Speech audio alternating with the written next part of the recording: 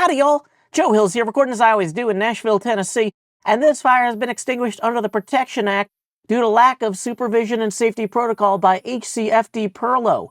That is very hard to read. Do I have anything I could use to light that up here?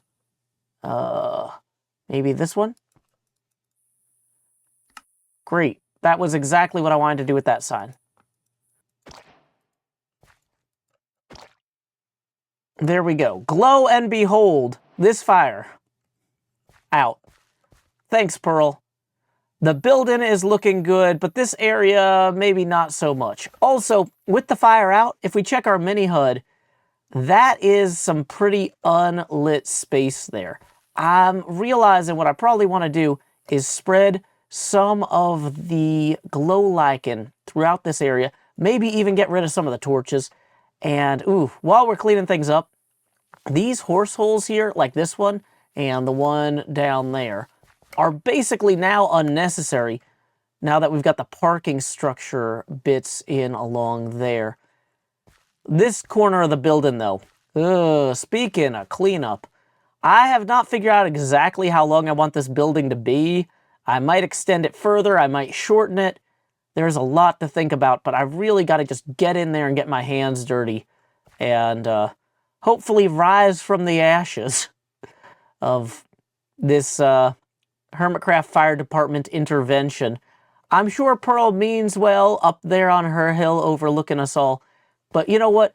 Maybe she'll mean even better if my build is more beautiful. Maybe Pearl will respect my own ability to maintain a flame if I can bring the fire of architecture into the hearts of others. So let's see what we can get done on improving this west-facing wall here.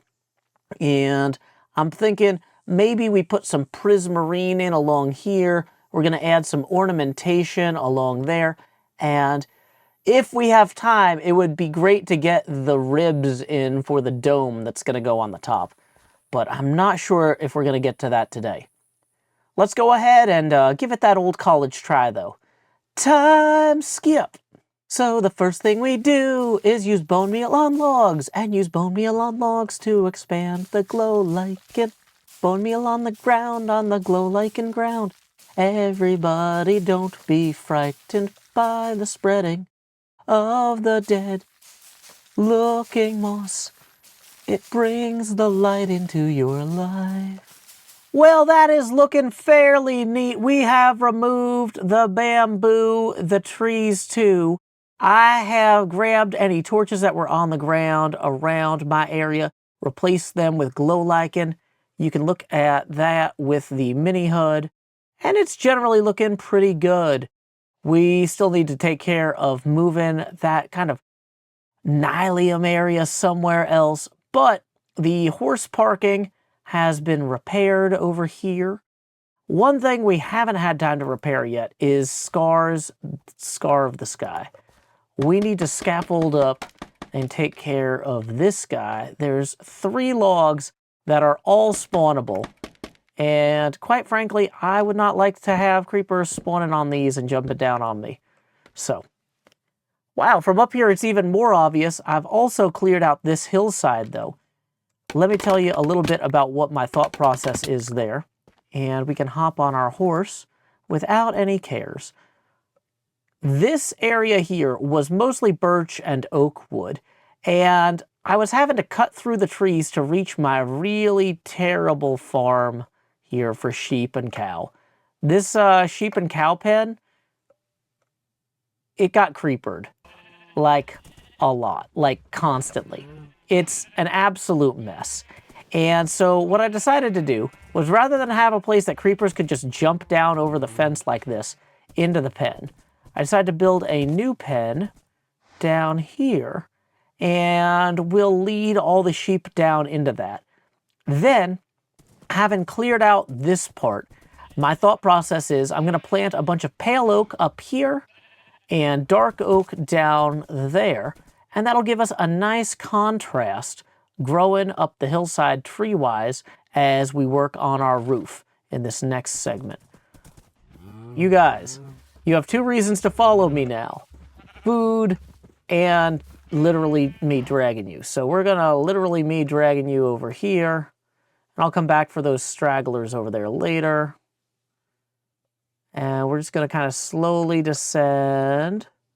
Slowly descend. Good job. Good slow descents, everybody, except for the two that died. And then right back into here. Woo!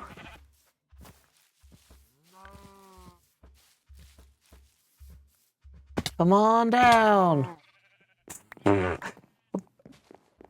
Maybe we should just let the ones that are still out there running free stay out there and run free, because I'm not certain that my technique with this is really perfected, and, you know, at a certain point we need to move on and get our trees planted.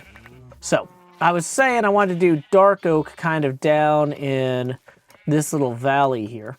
So we need to free up enough spots that we can plant the dark oak and it'll grow.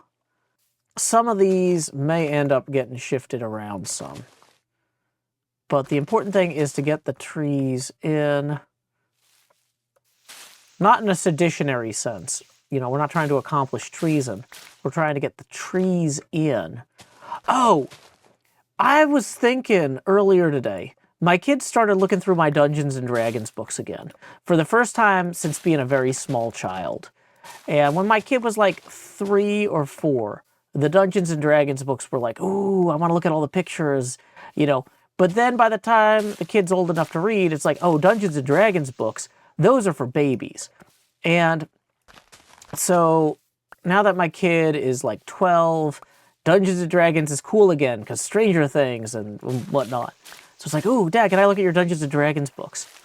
And I was thinking about something silly that my kid said that never quite made sense to me. When I gave my kid one of the first books, the kid was looking at a map of the dungeon and was like, I thought that the dungeons were inside the dragons. And I was just like, oh, haha, that's a funny thing for a kid to say, ha ha ha. But I was thinking about it today, and I think my child must have thought I had been saying Dungeons in Dragons the entire time, as in D in D, not D and D. And, like, it's 9 years later, I'm finally, like, understanding who my child was or their perception of the world almost a decade ago. This is why parenting is hard. You're never caught up.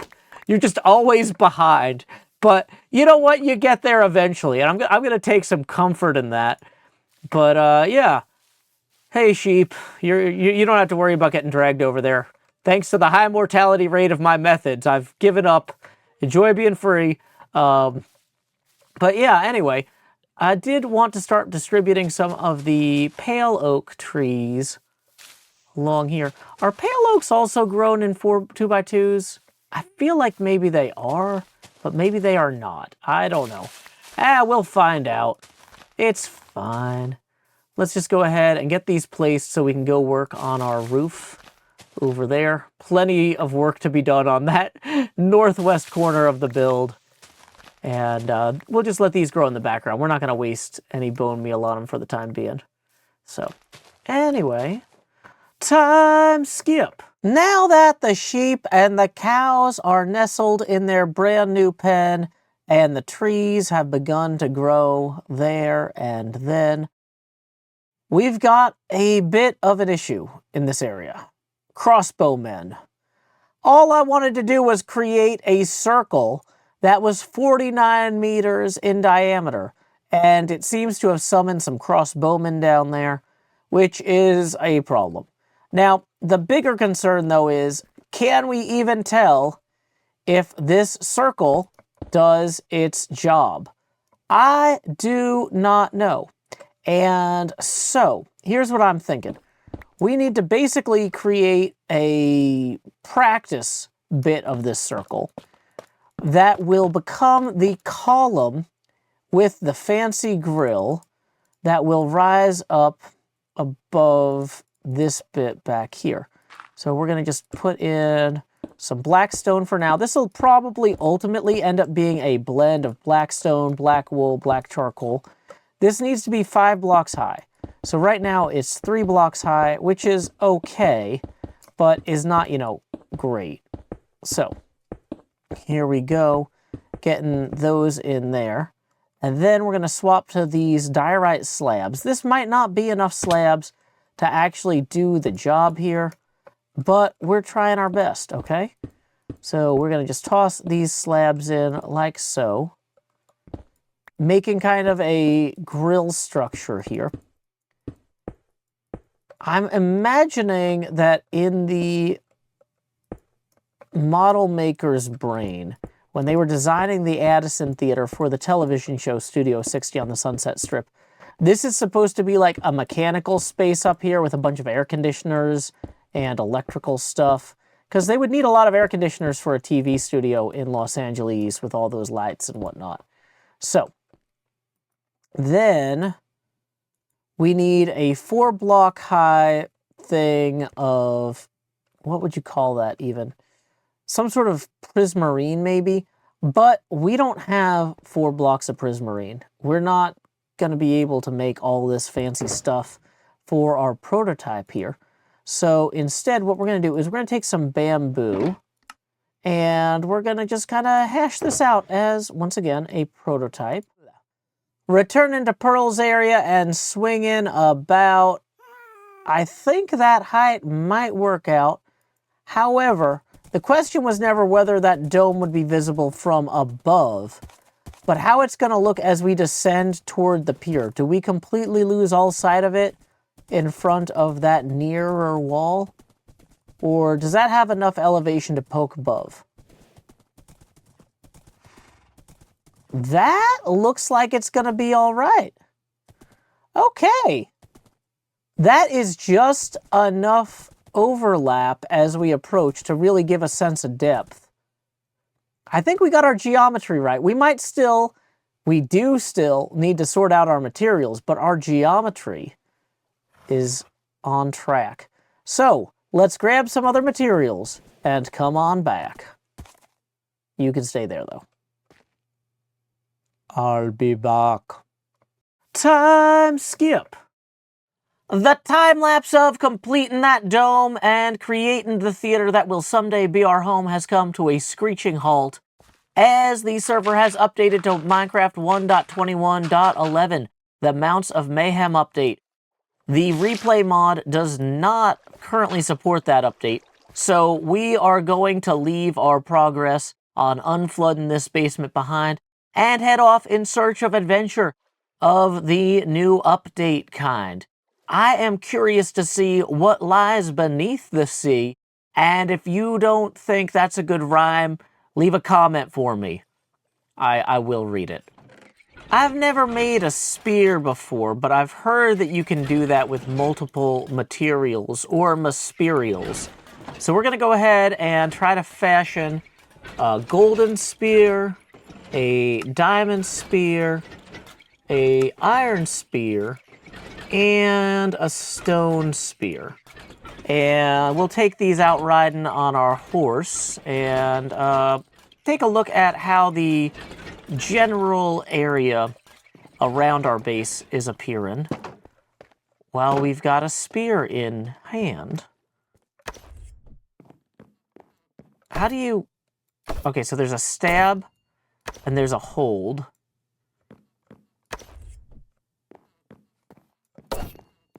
Ooh.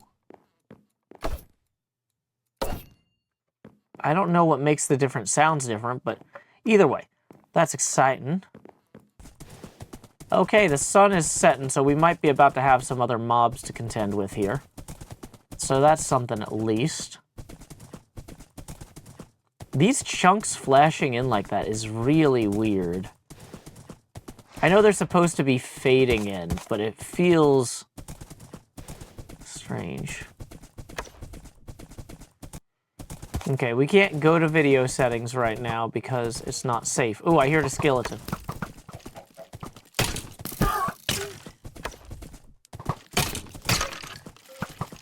Oh, that's a lot of skeletons.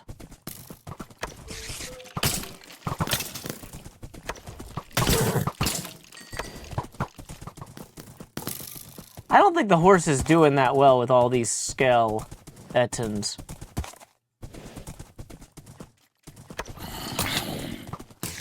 Yeah, I think maybe I need to enchant this. This is emboldening me without empowering me, and that's a dangerous combo.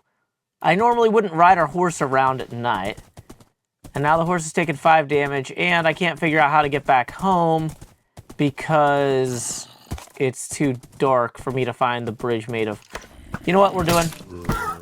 We're going through the portal. I do know how to get home via this path. Not this path. Via the opposite path. The one over here that I built. We're going to need to revisit the spear with some proper enchants, I think. Let's let our horse rest and heal for a bit, and then revisit our options on that. Time skip! A new day has arrived, and what is that I spy? That looks like one of those newfangled nautili. Are nautili friendly mobs, or... There's 2 of them. I don't know if that's good because they're passive and we can breed them, or if that's bad because now I'm going to get attacked by several at once. Can we ride them by clicking on them? No. Do we need to offer them seagrasses? Well, I feel like there's probably a way to get their attention. Ooh, maybe they need kelp. I don't always like to read the changelogs and the wikis and all this. If I can, I try to figure this stuff out. What's near them, and do they eat any of it? Will you eat this? No. That's a cool noise.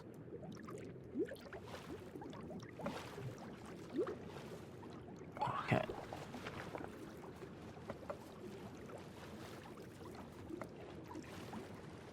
Okay.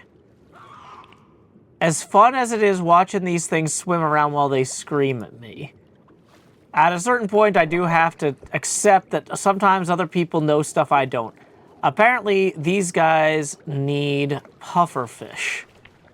And we don't currently have pufferfish to spare.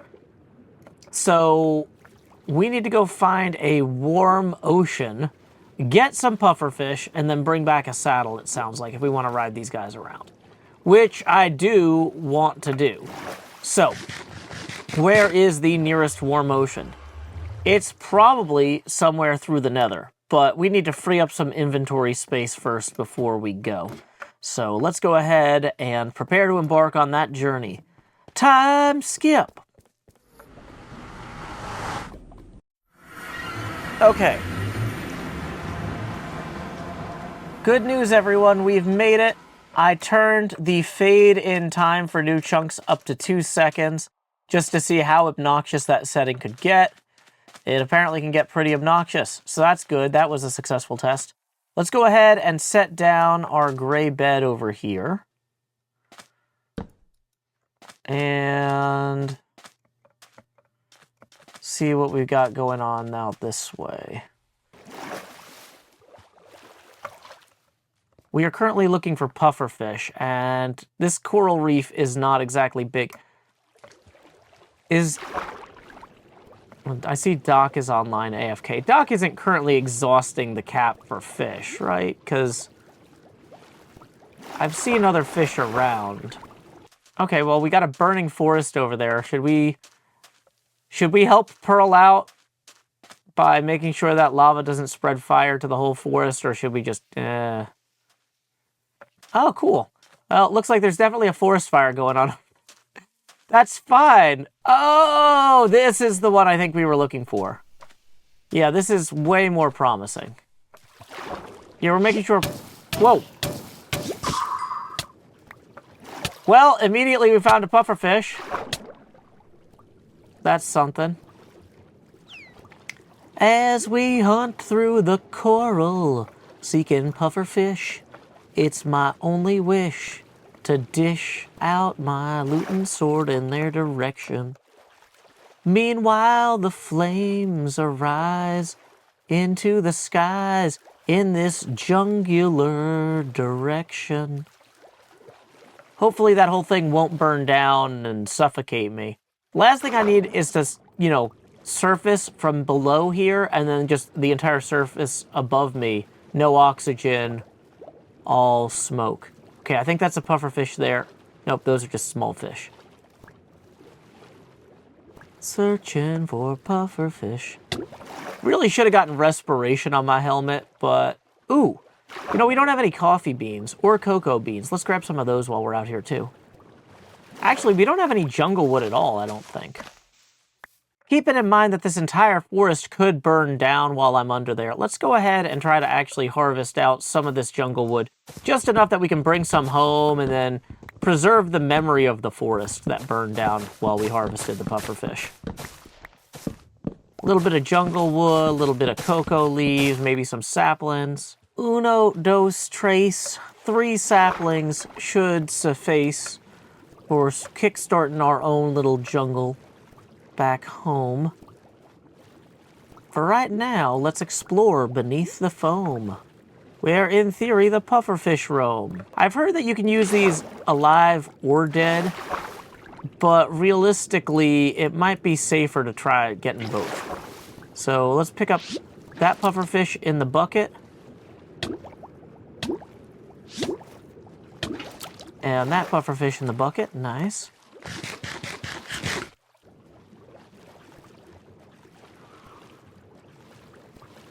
Oh, hey, there's a nautilus right here. We don't have to go all the way back to test this alive or dead thing. Well, he definitely is eating the dead pufferfish, but I don't think we've tamed him. Oh, now we have. Now, I did bring a saddle. Oh, that's a cool noise. It's like Yoshi. Whoops, okay, shift is dismount, not lower. Oh, I had that same problem with the Happy Ghast, where I kept trying to hit shift in order to drop lower, but this guy's actually pretty fast. Are these like horses where they have different speeds?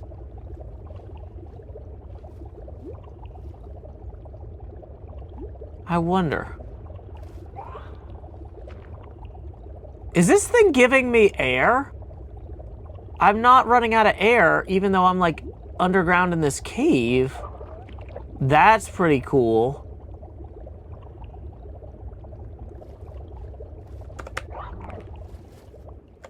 Dash. How do you dash? Whoa, the space bar is dash instead of... Now, will that headbutt like the school of fish here? Does that kill the fish? No. But if I get my spear out... Hold on.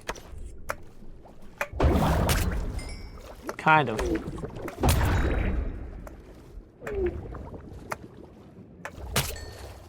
Interesting. Okay, that's pretty cool. That's pretty cool. So, I've got a lot more breath now. Okay, we got a couple of these guys right here. There's one. And there's 2. Dang it, I'm poisoned. Can he poison my mount or only me? Hopefully only me.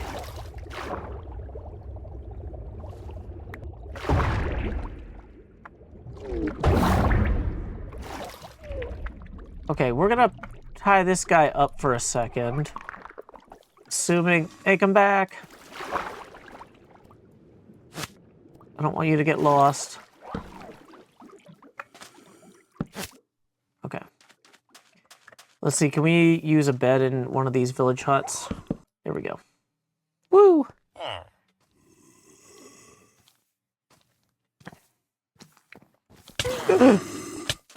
Thanks, a monster. Now I'm hungry. Okay, so in order to get this guy back to where the area roughly where we started. Oh, and there's... Do these guys not burn in the sun? So great, we've got a zombie infestation. This guy's barely doing his job. Got invisible spiders or enchanted spiders or whatever all over the place. So I was originally thinking I'd take the Nautilus as close to the portal as I could get him and then walk the rest of the way. But I'm realizing now with these camels here, do camels need to be tamed in order to be ridden? No. Okay, we can kind of gently float across the water there. Can't do the dash in the water. Interesting. Now, I think if we generally head northeast, that should take us back in the direction of the mesa where the portal is. Yep, there's a mesa spawning in up there. We have set our chunk load speed to the slowest possible speed to see how obnoxious it is. And yeah, that feels about right.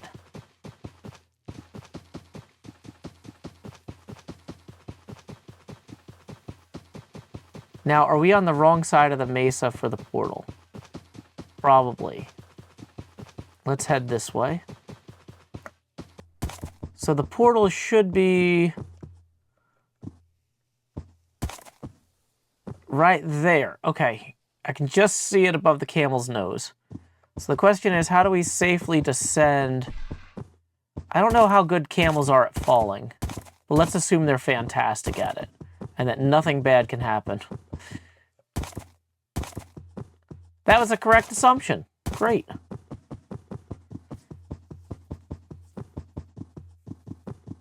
So we're going to change our spawn point here just in case. Ooh.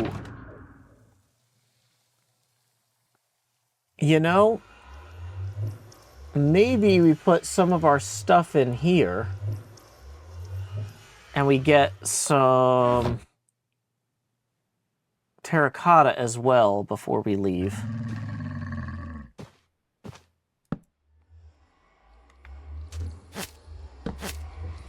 Yeah, that seems like a solid plan.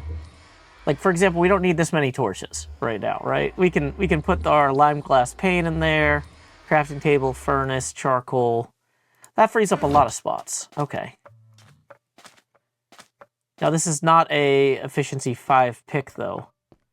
But let's just grab enough stuff to hold us over, right? And, okay, so let's grab our camel and go. I think we can go through this portal with the camel. I'm not 100% sure. Okay. Not the most camel-friendly stairwell, but it's not camel-friendly. Having returned back to Studio 11 on the Palapa Pier, I want to see if this Nautilus here is interested in some pufferfish. Oh, hey, that fresh pufferfish was apparently just the trick we needed. Oh, I don't have a saddle. So we can't ride this guy until we get the saddle, but now that we've tamed him, can we pull him on a lead over here so he doesn't despawn? And here's what I'm imagining, is in the long term, we'll get a proper parking area for these guys along the dock. But for right now, if we just, not there, set up something like this. There we go. You just stay right there and let me remove this unfortunate, dubious extra fence, and I will be right back with a saddle. So saddle in hand, we can equip him, and now we can mount him. There is an empty slot here for Nautilus armor, and unfortunately, I don't think we can find that except via shipwrecks. So we might need to go on a little adventure here. Out into the deep, where the fishes sleep. One eye open, half brain at a time. Searching for shipwrecks, so that Nautilus armor will be mine. Shipwreck off the starboard bow. Here we go. Dead ahead now. Let's see what we can find inside. I've got my axe to crack it open wide.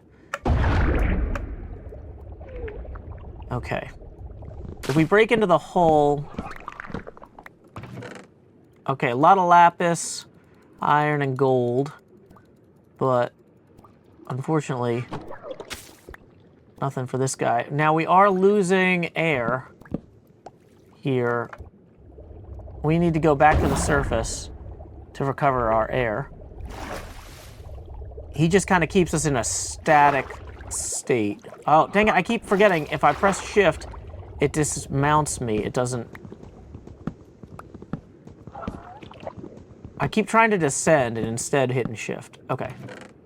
That one's empty. So somebody opened both of those chests probably in the past. So let's continue further to the east. My base is actually the easternmost base on this part of the server. B-Dubs is slightly northeast of me, but he's on a completely different latitude. Shipwreck number 2. Barely sunken when it comes to sunken treasure, but mayhaps some nautilus armor will be a pleasure to discover. Who knows what we might yet uncover. Empty chest. My Nautilus and I have discovered another shipwreck in search of nautilus armor. Ooh, iron nuggets. Not ideal. We're gonna break that, and is there another chest more forward in the craft? Yes. Potatoes, sticks, a mending tunic. A mending tunic. Okay. Okay, well that's kind of amazing. We definitely need to go ahead and include that in whatever gift we get our pals for Dirty Santa. But yeah, ideally, we want to have some fancy nautilus armor in there too. Who says you can't find mending out in nature? So we are now exploring some sort of underwater monument that I can barely see in search of more buried treasure chests. Hoping, against hope, there's buried treasure map though. That might help us. We're definitely getting close here. We are now north of the thing. I'm going to leave the Nautilus and the boat here in this gentle cove and hopefully find the location of a fantastic buried treasure over here. I don't love that random floating log. That makes me worry that somebody might have already found buried treasure in this area. Okay. But maybe not. Well, first off, let's check the shipwreck. If the shipwreck just happens to have amazing treasure in it, then that would not be bad. But it looks like this shipwreck is already looted. That's probably where that log came from, somebody getting rid of shipwreck nonsense. Okay, so if we swap this to our main hand so we can be sure when we're exactly on top of the treasure, let's go ahead and swap that to our offhand, get out our shovel here, and begin our descent into hopefully not madness. Not sure how low down the treasure can get. Like, will it be below the stone level here? Hey, that's promising.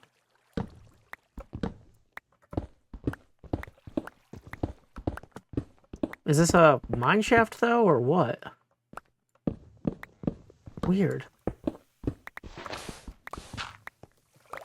No, don't flood me, bro. Oh, it's just the back of this ship, I guess. Okay, well, I feel like I should be finding the treasure already. Hey, there it is. Woo, Heart of the Sea. Those are fantastic for making, what do you call those? Conduits. Golden Nautilus armor. I almost didn't see it mixed in with all the gold ingots. I was like, well, let's just get these ingots while we're here. Potions of water breathing.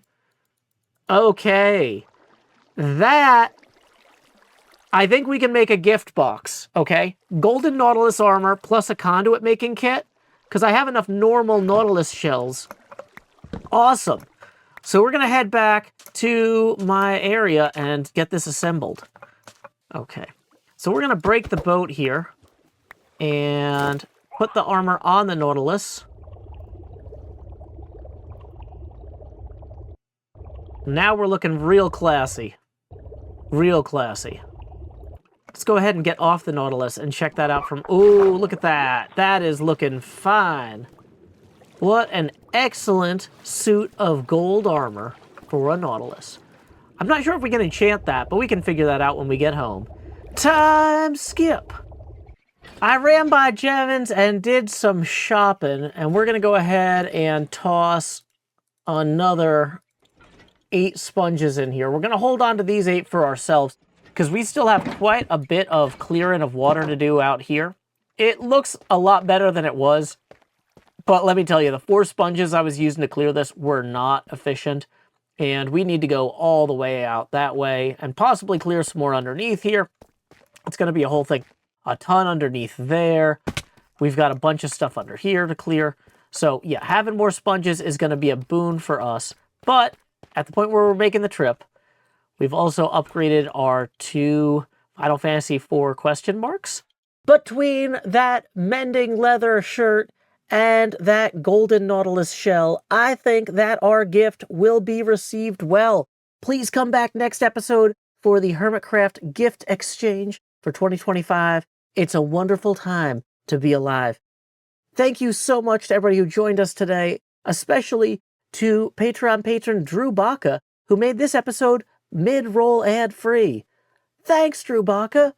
In lieu of that mid-roll ad, I will now present a poetry prompt of my own devising. You can write a poem and leave it in the YouTube comment section below. Surprise pufferfish. Until next time, y'all, this is Joe Hills from Nashville, Tennessee. Keep adventuring.